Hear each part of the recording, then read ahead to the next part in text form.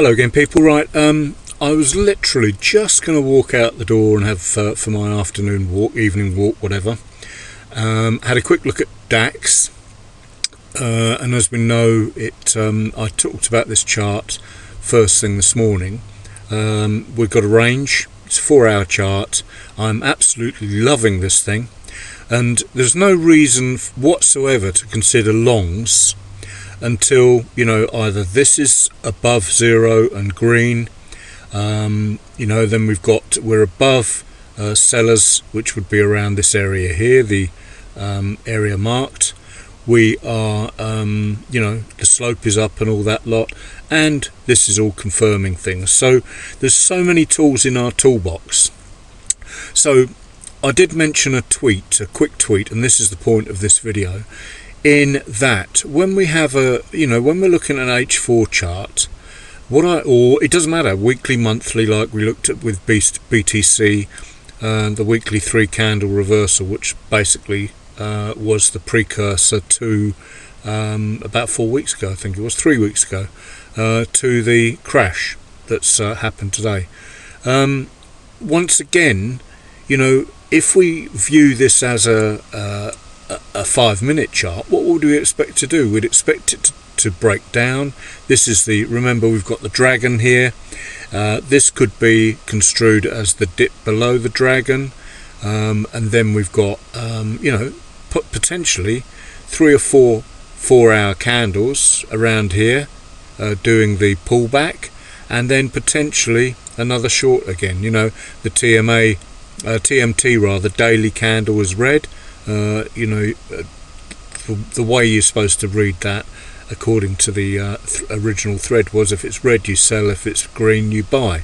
But I have it on my charts really for an intraday indicator of how far away we are from that white dotted line there, which is the open.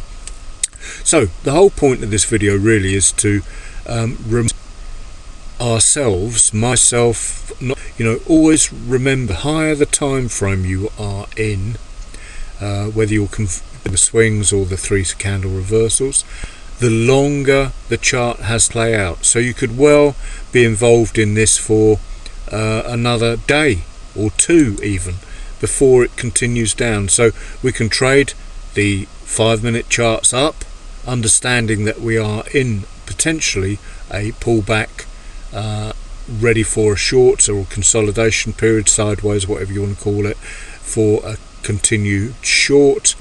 Or if we want to go long, I'm not going to draw it on the charts because I want to keep the chart clearer. If we want to go long, we've got to get back up here, pull back here, and then continue up there, which would then be another dragon continuation. So when I say that, we're looking at this sort of scenario here. We've dropped below the dragon, we've pulled back, and then we've dropped below the break below the dragon, which is this bit here. So this is the low below the dragon, this will be the pullback, this will be the break below, and we'd use the line charts, and as you can see, that lines up perfectly with that area I drew on the chart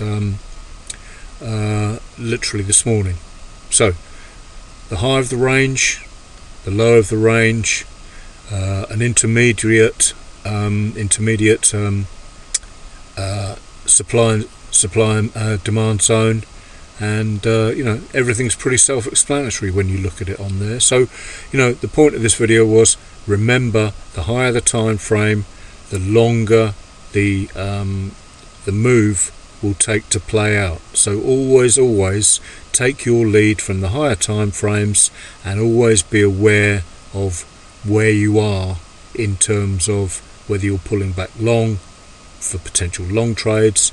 Ultimately you're looking for, in this scenario, you're looking for shorts. So that's it really. Anyway, have a great evening, thanks for watching, and have green pips to you, should I say.